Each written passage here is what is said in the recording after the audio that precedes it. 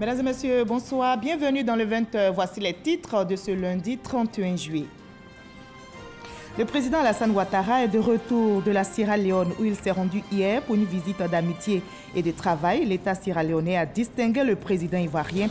Il a été fait grand commandeur de l'ordre national. Sur place en Côte d'Ivoire, la lutte contre la vie chère s'accentue. Le ministre du Commerce est en campagne sur le terrain. Souleymane Diarra met les préfets de région en mission pour veiller à l'application stricte des prix plafonnés des denrées de première nécessité. Dans ce 20h, nous ferons le bilan des 8e Jeux de la francophonie qui se sont achevés hier à Abidjan. La Côte d'Ivoire, pays hôte de ces Jeux, a terminé à la 6e place avec 19 médailles, dont 6 en or. La palme des médailles échoua à la France qui en a récolté 49. Hier, fin des 8e Jeux de la francophonie, des bus de la Sotra ont été saccagés par des individus. Plus de 15 autobus ont été vandalisés par des supporters mécontents n'ayant pas eu accès au stade Félix Houphouët-Boigny pour suivre la finale Côte d'Ivoire-Maroc. Soyez les bienvenus sur RTI 1. Commençons tout de suite par les images de l'arrivée du président de la République à Abidjan. Le président Alassane Ouattara revient de la Sierra Leone où il s'est rendu hier pour une visite d'amitié et de travail. Une visite pour renforcer la coopération entre les deux pays. La Côte d'Ivoire et la Sierra Leone, membres de l'Union du fleuve Mano, de l'Union africaine, envisagent de redynamiser leur coopération à travers une grande commission mixte qui sera mise en place très bientôt. Avant de regagner Abidjan cet après-midi, le président Alassane Ouattara a été distingué par les autorités sierra-léonaises. Le chef de l'État a été fait grand commandeur de l'ordre national de la République de la Sierra Leone. Envoyé spécial, Jérôme Kofi Abolé. La plus haute distinction de la République sierra-léonaise décernée au président Alassane Ouattara. Il s'agit du grade de grand commandeur dans l'ordre national de la République de Sierra Leone. Un autre hommage que rend le président sierra-léonais Ernest Bailly Koroma au chef de l'État ivoirien au deuxième et dernier jour de sa visite de travail et d'amitié ce lundi en Sierra Leone. La cérémonie de remise de distinction s'est déroulée au palais de la présidence de la République sierra-léonaise. Le président de la République de Côte d'Ivoire a remercié son homologue sierra-léonais pour cette marque de considération à son endroit avant la conférence de presse qui a permis aux deux chefs d'État de mettre l'accent sur les bonnes relations entre la Côte d'Ivoire et la Sierra Leone. À noter également la rencontre bilatérale toujours au palais présidentiel de la République sierra-léonaise. Une autre occasion pour les deux parties de passer en revue les questions d'intégration sous-régionale basées sur la démocratie, la bonne gouvernance et la paix. Voilà, la Côte d'Ivoire et la Sierra Leone, deux pays amis qui envisagent de renforcer leurs relations. Hier, à Freetown, premier jour de la visite d'amitié et de travail du président Alassane Ouattara, le gouvernement sierra-léonais a organisé un dîner en son honneur. Un dîner justement pour célébrer l'excellence des relations d'amitié et de coopération qui existent entre les deux pays. On retrouve Jérôme Kofi Abolé. Un dîner à l'honneur du président Alassane Ouattara dans le cadre de sa visite de travail et d'amitié en Sierra Leone. C'est tout naturellement le président sierra-léonais Ernest Bailly Koroma qui l'offre au chef de l'État ivoirien pour avoir accepté son invitation. 2 heures d'horloge pour ce repas qui, outre la présence des deux chefs d'État, enregistre celle de plusieurs autres invités, visiblement heureux de se retrouver là. Un moment d'intense convivialité, peut-on dire, ce qui confère à cette soirée son caractère de véritable fête. L'orchestre présent pour la circonstance ne se contente pas seulement de chanter, il réussit à faire danser certains mélomanes. Par ailleurs, le toast porté par la suite ne manque pas de créer de l'émotion quand tous les convives, comme un seul homme, se mettent debout pour lever chacun son verre. Et l'on comprend aisément qu'au-delà de l'honneur fait au président ivoirien Alassane Ouattara à travers ce dîner, c'est la vitalité des relations entre la Côte d'Ivoire et la Sierra Leone qui est célébrée à Freetown. Et la Côte d'Ivoire renforce aussi sa coopération avec l'institution financière Exim Bank. La présidente directrice générale de la banque chinoise Import-Export a échangé aujourd'hui avec le Premier ministre Amadou Gon Coulibaly. Exim Bank veut contribuer au financement du PND, Plan national de développement. Explication détaillée avec Herman Divi. La présidente, directrice générale de la banque chinoise Exim Bank, accompagnée de l'ambassadeur de Chine en Côte d'Ivoire, Tang Weibin, et d'une forte délégation reçue par le Premier ministre Amadou Gon Coulibaly ce lundi. L'institution financière chinoise veut contribuer au financement du programme de développement national PND 2016-2020 de la Côte d'Ivoire. Nous avons discuté avec Monsieur le Premier ministre en vue d'approfondir notre partenariat. Nous pensons que notre coopération financière doit être synchronisée avec le programme très ambitieux du PND 2016-2020 du gouvernement ivoirien. Saluant l'excellence des relations de coopération qui existent entre la Côte d'Ivoire et la Chine, le Premier ministre Amadou Gon Coulibaly s'est réjoui de cet énième engagement de la Chine aux côtés de la Côte d'Ivoire. Pour Wu Xiaolian, la contribution de Exim Bank Chine au financement des projets de développement en Côte d'Ivoire se fera dans divers domaines, les domaines des infrastructures routières, portuaires et énergétiques. Et sur le terrain, le gouvernement accentue la lutte contre la vie chère. Le ministre du Commerce, de l'Artisanat et de la Promotion des PME est en campagne. Souleymane Derassouba vient de mettre les préfets de région en mission pour veiller à l'application stricte des prix plafonnés des denrées de première nécessité. Zoro Corona, Kwame Jean de Dieu. Lou Jocelyne vend des beignets en bordure de route. Le prix de l'huile et celui du sucre qu'elle utilise au quotidien n'ont connu aucune baisse, malgré le décret portant plafonnement des prix et marges de certains produits. Jocelyne n'est pas informée de cette décision du gouvernement pour lutter efficacement contre la cherté de la vie. Le kilo de sucre à 1000 francs, 1 litre à 1000 francs. Je ne sais pas qu'ils ont diminué. Par contre, plusieurs commerçantes jouissent déjà de ce décret. De 22 000, ça arrivait, mais ils ont diminué, ça arrive à 20 000 maintenant. Je suis un peu contente, mais je veux que ça diminue encore. Depuis le 12 juillet dernier, le gouvernement a décidé de plafonner les prix et marges de certains produits jugés de grande consommation, à savoir le riz, le sucre, l'huile, le ciment et la tomate concentrée. Cette mesure gouvernementale, à mesure immédiate, n'est toujours pas appliquée par certains grossistes. Actuellement, même ça manque. On dit le prix a augmenté. Vous faites la tonne à combien? 110 000. On attend que l'ancien stock s'épuise avant de mettre la nouvelle réforme en vigueur. Pour le respect strict de cette mesure censée améliorer le quotidien des Ivoiriens, le ministre du Commerce, de l'Artisanat et de la Promotion des petites et moyennes entreprises a échangé avec les préfets des régions. Le gouvernement a pris le décret portant plafonnement des prix et marges des produits suscités. Cette décision d'application obligatoire sur une durée de 6 mois vise à maintenir les prix des produits concernés à des niveaux raisonnables qui tiennent compte pour l'intérieur du pays de la péréquation transport. Le corps préfectoral et les directeurs régionaux du commerce ont été chargés d'informer les populations et coordonner les activités pour le respect de ce décret. Il s'agira de mobiliser et sensibiliser tous les leaders locaux d'opinion, les responsables des organisations de commerçants, de consommateurs et les autres acteurs assimilés ou concernés en vue d'une plus grande adhésion et d'un contrôle par les populations elles-mêmes. La phase de sensibilisation prend fin le 12 août prochain et après, les contrevenants subiront la rigueur de la loi. Les sanctions sont autant des sanctions pécuniaires qui vont donc de 100 000 francs à 50 millions de francs CFA. Autant, je dirais, l'administration peut saisir la marchandise du contrevenant et même aller procéder à la fermeture des magasins. Le décret portant plafonnement des prix et marges de certains produits prendra fin le 12 janvier 2018. Voilà, la lutte contre la vie chère est engagée. Les agents du ministère du Commerce ont investi le terrain depuis quelques jours pour contrôler les instruments de mesure. L'opération se poursuit donc et les opérateurs sont sommés de se conformer au respect des normes sur le marché pour lutter contre la vie chère. Les lampions se sont éteints hier sur les 8e Jeux de la francophonie et la cérémonie de clôture haute en couleur s'est déroulée hier au village des Jeux à Liengiest dans la commune de Makori. Le reportage réalisé par Mama Traoré et Viviane Aimé. C'est par un défilé des 53 pays participants qu'a débuté la cérémonie de clôture des 8e Jeux de la francophonie Abidjan 2017.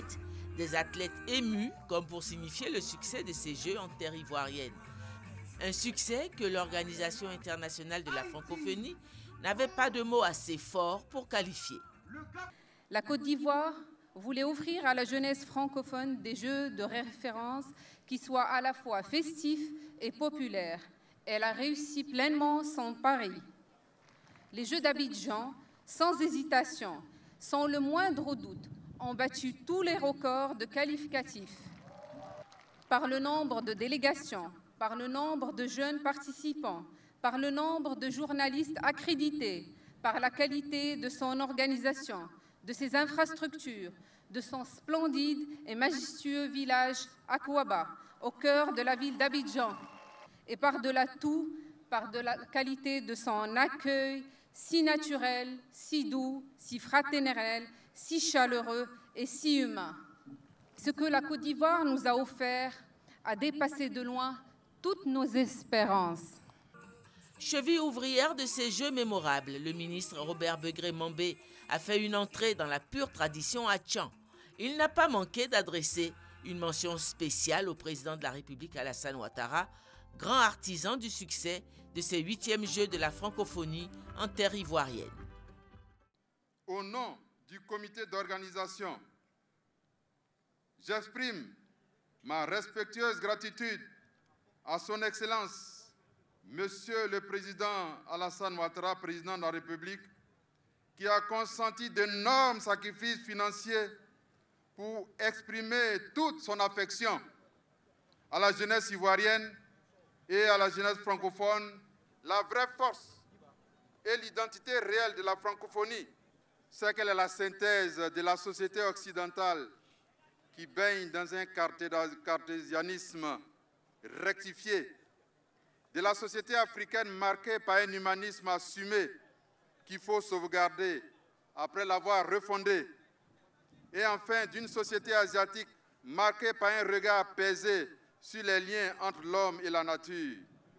C'est une francophonie de la raison, du cœur, du respect mutuel et du respect de la personne humaine. C'est cette francophonie que la Côte d'Ivoire a voulu vous offrir, que la Côte d'Ivoire s'est efforcée de vous offrir, que la Côte d'Ivoire vous a offert en Abidjan 2017. Moment clé de cette cérémonie de clôture, le passage du drapeau de la francophonie au Nouveau-Brunswick. C'est cette province canadienne qui sera l'hôte de la prochaine édition en 2021. Nous avons très hâte de vous accueillir. Nous avons surtout hâte de vous faire découvrir notre belle province canadienne. Et nous avons surtout hâte de la faire connaître à toute la jeunesse du monde entier. En 2021, nous serons prêts à vous accueillir à bras ouverts pour des Jeux inoubliables. Au nom du chef de l'État, le président Alassane Ouattara, le vice-président a dit la joie de la Côte d'Ivoire d'avoir accueilli l'espace francophone durant une dizaine de jours. Joie d'autant plus grande que ces 8e Jeux sont, ainsi qu'il l'a souligné, un ferment au renforcement des liens d'amitié et de coopération dans le monde francophone. Soyons donc tous fiers de ce grand et beau succès obtenu ensemble, malgré toutes les vicissitudes rencontrées sur le parcours. La Côte d'Ivoire a aussi voulu que ces 8e Jeux renforcent notre haut idéal commun de construire notre unité dans la diversité, mais aussi sur la base du vivre ensemble, sur la base aussi et surtout d'une communauté de langues, la langue française, mais aussi sur la base d'un patrimoine culturel commun. Nous sommes infiniment reconnaissants à la communauté francophone pour la formidable opportunité et le grand honneur qu'elle nous a donné de vivre cette expérience inédite, avec des généreux moments de forte communion fraternelle. Notre vœu le plus cher est que chacune et chacun de vous emporte avec lui un peu de la Côte d'Ivoire. À la clôture de ces Jeux, l'Organisation internationale des régions francophones a décerné un prix honorifique au président Alassane Ouattara pour ses actions de promotion de la francophonie sous la forme d'un trophée remis au vice-président Daniel Kablan-Duncan.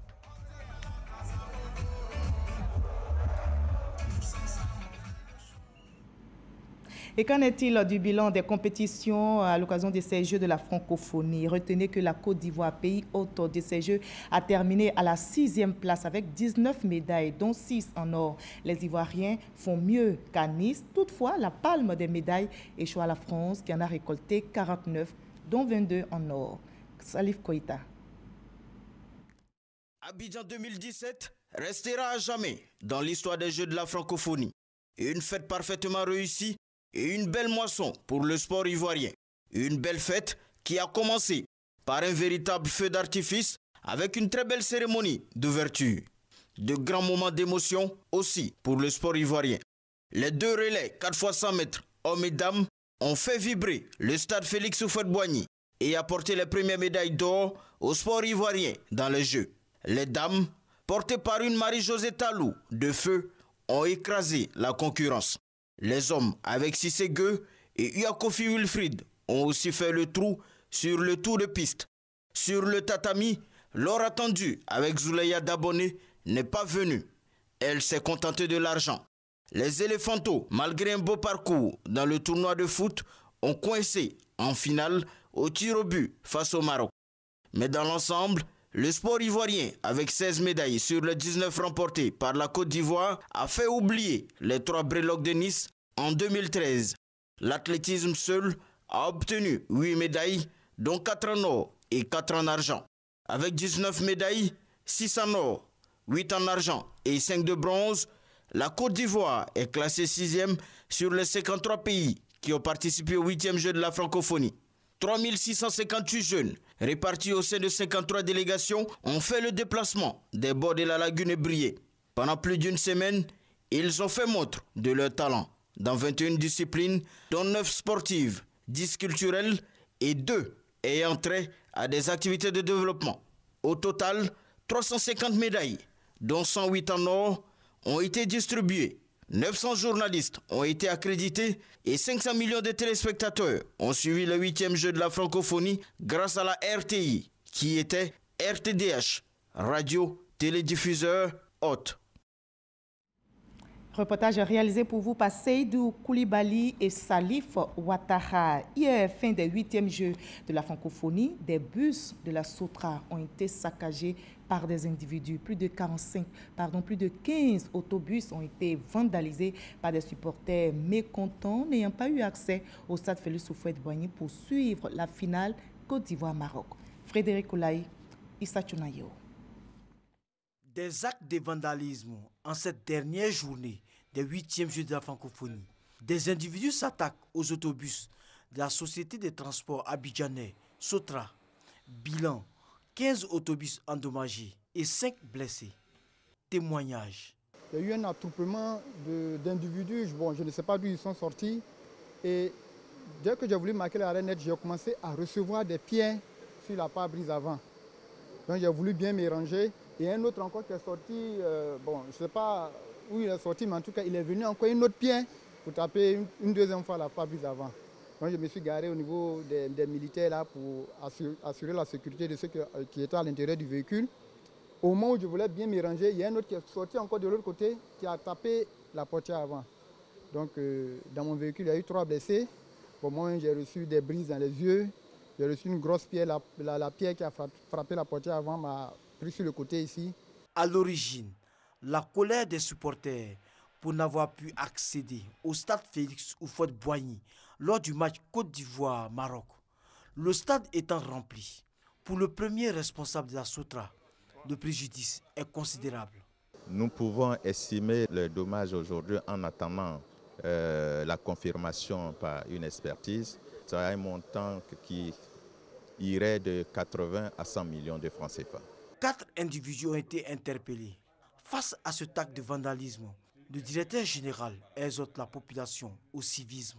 Nous venons ce matin constater ces dégâts et profiter de cette situation, lancer un appel à la population abidjanaise, à la jeunesse, d'être des protecteurs, des défenseurs de la Sotra, parce que la Sotra est à la disposition de la population abidjanaise pour améliorer leur mobilité, pour leur permettre de se déplacer à moindre coût et dans des conforts et de sécurité. Les autobus saccagés n'étaient pas affectés au transport des 8e Jeux de la francophonie, mais en circulation ordinaire. L'Académie des sciences et techniques a 30 ans. L'événement a été célébré. Les festivités ont débuté aujourd'hui même et s'achèveront le 4 août prochain. La fête a démarré avec la traditionnelle journée porte ouverte. Cette journée est présidée par le ministre d'État, ministre des Transports de Guinée et par ailleurs président du conseil d'administration de la RCM. Le reportage de Cheikh Koni. Contribuer à l'essor d'une économie maritime forte dans le golfe de Guinée. Telle est l'ambition de l'Académie régionale des sciences et techniques de la mer, ARSTM, qui a organisé ce lundi 31 juillet sa traditionnelle journée portes ouvertes, marquant également le début des festivités de la célébration de son trentenaire. On peut dire que le bilan est positif. Quand vous voyez, l'Institut est parti d'un effectif d'une cinquantaine, au moins d'une centaine d'élèves il y a 30 ans. Et aujourd'hui, on a plus de 600 élèves, on est même monté à plus de 700 élèves. Et l'Académie est partie du statut d'une institution de formation maritime. On est toujours une institution de formation maritime pour les métiers de la navigation. Et aujourd'hui, nous sommes devenus un institut stratégique, un véritable partenaire du secteur maritime. Cette journée a été l'occasion pour les partenaires techniques ainsi que des délégations étrangères de découvrir les formations offertes par l'institution. Notre présence à l'RCM se justifie par un partenariat que nous avons avec cette entité. Et depuis 2012, nous envoyons des étudiants ici à l'RCM. Composée de 4 écoles, dont l'École supérieure des transports maritimes, la RCM a formé en 30 ans plus de 8000 cadres provenant des 15 pays francophones de l'Afrique de l'Ouest et du Centre. C'est une faveur pour nous, étudiants de cette école, puisque représentant cette 30 années d'anniversaire de la création de l'Académie, ça nous ouvre les portes aussi pour le futur. L'objectif à la création de la RSTM était de pallier le manque de structures de formation de niveau stratégique dans ces pays membres, mais au-delà, contribuer au développement de l'économie bleue. On ouvre à présent la page politique de cette édition. Hier dimanche, le président du PDCI RDA, Henri Konan Bédié, a regagné Abidjan après 3 mois d'absence à Paris en France. Il a été accueilli à l'aéroport par les militants du parti. Gabriel Zani. Dimanche 30 juillet à 12h, les militants du Parti démocratique de Côte d'Ivoire, PDCI, membres du bureau politique, cadres et élus ont investi le pavillon présidentiel de l'aéroport Félix Houphouët-Boigny d'Abidjan. Et ils sont venus accueillir Henri Konan Bédié, le président du parti. Nous, militants du PDCI, nous ne pouvons pas ne pas être ce jour-là en fête et être à l'aéroport Félix Houphouët-Boigny où il ne doit pas avoir 1 centimètre de vide. C'est pour ça que de toute la Côte d'Ivoire, les gens se sont mobilisés pour venir le recevoir et le soutenir. Le président Bédié rentre. Ce qui nous anime, c'est de maintenir la solidarité, la cohésion et la force de ce parti. Les militants du PDCI RDA ont vraiment la grande joie, l'envie de le revoir rapidement pour continuer l'œuvre de construction de la Côte d'Ivoire. À son arrivée, Henri Konan Bédié est surpris de voir cette foule de militants venus lui témoigner son soutien. Un soutien que le président du parti ne boude pas. Il est visiblement heureux de rentrer à Abidjan après un séjour de 3 mois à Paris en France. Laissez-moi exprimer ma joie de retrouver tous les amis, les parents, les militants ici à l'occasion de mon retour. Ils sont venus nombreux et je les en remercie. Le dynamisme de ce dimanche, selon Henri Konan Bédié, le PDCI veut l'insuffler au Rassemblement des Houphouëtistes pour la démocratie et la paix, RADP, coalition à laquelle appartient le parti. Le RDR prépare activement son 3e congrès prévu en septembre prochain. Une délégation du parti vient d'achever une mission de remobilisation des militants dans la région du Denguélé. La délégation du parti était conduite par le député Siki Blon-Blaise, Mahama Traoré. Une participation massive des militants du Denguélé au 3e congrès ordinaire. C'est ce que la direction du RDR, Rassemblement des Républicains, attend de cette région qui fait office de bastion. Pour stimuler un tel résultat, une délégation du parti conduite par Siki Blon-Blaise, vice-président de l'Assemblée nationale, vient de séjourner à Odiéné. Objectif, présenter les grandes lignes du prochain congrès, mais également partager avec les militants les conclusions des travaux du pré-congrès tenu fin avril dernier. Aujourd'hui en Côte d'Ivoire, les travaux comme ce qu'on est en train de faire au Odiéné, Béléban, Odjene, Madinani, Bundiali, les travaux là. Il y a 700 travaux comme ça qu'on appelle chantier que Alassane est en train de faire en Côte d'Ivoire et en même temps. Ce rapport, le secrétaire par intérim, le ministre Amadou Soumaro, nous a envoyé vers vous pour vous remettre, vous dire de regarder. Est-ce que ce que vous avez dit la dernière fois est bien écrit dedans? Est-ce que ce que vous avez dit la dernière fois se trouve ici pour que vous étudiez ce rapport? Ce qui n'est pas dit, et même si c'est dit, mais pas comme vous voulez, vous corrigez et vous nous envoyez ça à Abidjan. Du social au menu de cette mission dans le Denguélé, le député Siki Blon-Blaise a ainsi offert du matériel de sonorisation à la chefferie cantonale d'Odjene. Voilà, le 3e congrès du Rassemblement des Républicains se prépare aussi dans la région du Tonkpi. L'un des cadres du RDR, le ministre Sidi Touré, a sillonné plusieurs localités, nous explique Eve Bouy. Ce sont les villes de Danané, Man et Biancouma qui ont reçu la visite de l'émissaire de la haute direction du Rassemblement des Républicains, le ministre Sidi Temoko Touré. Une tournée pour se rapprocher des militants de base afin de régler les derniers détails avant la tenue du 3e congrès du parti prévu en septembre prochain. À cette occasion, les militants de la région du Tonkpi ont échangé à bâton rompu avec le ministre Sidi Temoko Touré. Des échanges qui ont porté essentiellement sur la situation sociopolitique, la vie du parti et la tenue du 3e congrès. C'est tous ces différents points de solidarité, de raffermissement de nos rapports entre nous que nous sommes venus aborder, à l'effet que les militants sont en ordre de bataille, prêts pour plébisciter le président Alassane Ouattara comme président du RDR au prochain congrès, le 3e congrès du genre. Au sortir de ces différentes rencontres, les militants des départements de Danané, Zonye, Man, Biancouma et Sipilou se disent plus engagés, plus solidaires, avec des liens plus raffermis et surtout prêts à relever les prochains challenges.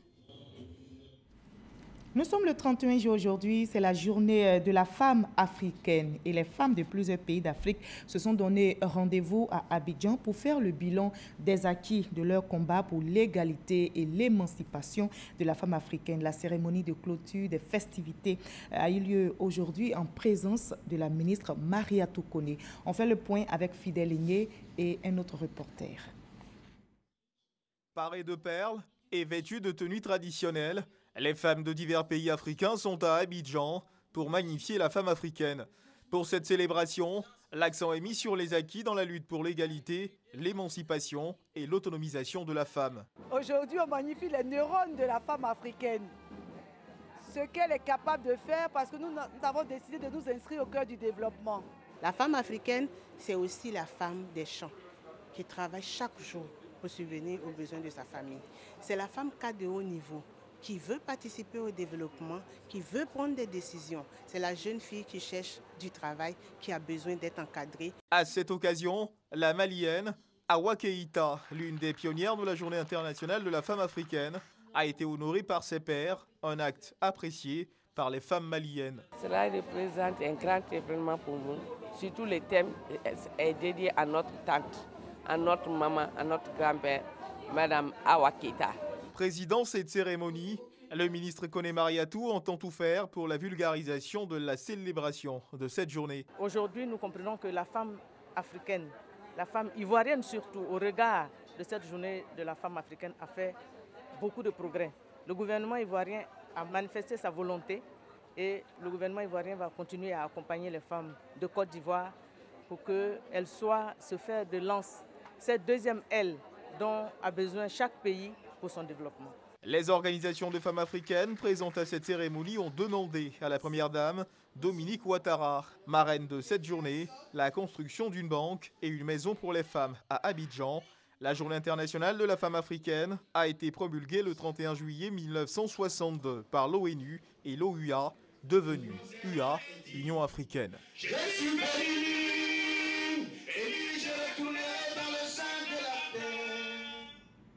Le reportage des Fidèles Igné était commenté pour vous par Herman Divé. Ailleurs, au Sénégal, au lendemain des législatives organisées dans le pays, la coalition présidentielle revendique une large victoire. Selon le Premier ministre sénégalais, le parti de Macky Sall a remporté le scrutin dans la quasi-totalité des 45 départements. Le taux de participation avoisinerait les 54%. Les résultats devront être proclamés officiellement au plus tard ce mercredi. Le personnel diplomatique des États-Unis en Russie devra être réduit de 755 personnes. Ainsi en a décidé le président Vladimir Poutine après l'adoption cette semaine de nouvelles sanctions par Washington contre Moscou pour son ingérence présumée dans la présidentielle américaine. Selon le président russe, la Russie a encore des choses à dire et peut restreindre davantage des domaines des activités communes qui seront sensibles pour la partie américaine. Pour le département d'État américain, cette décision prise par le maître du Kremlin est regrettable et injustifiée. Je vous retrouve demain à 20h sur la même chaîne.